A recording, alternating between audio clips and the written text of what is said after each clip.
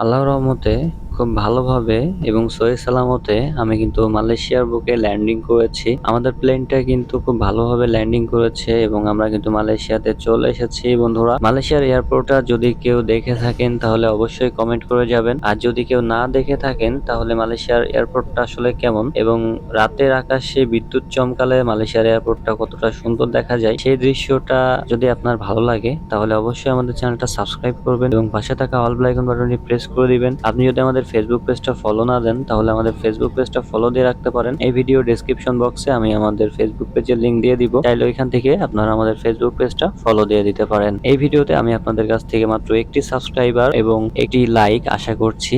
অবশ্যই আপনাদের মূল্যবান মতামতটি কমেন্ট করে যাবেন। আপনাদের একটি মতামত আমাকে পরবর্তীতে একটা নতুন ভিডিও বানাতে মোটিভেট করে। আপনারা সবাই আমার জন্য দোয়া করবেন।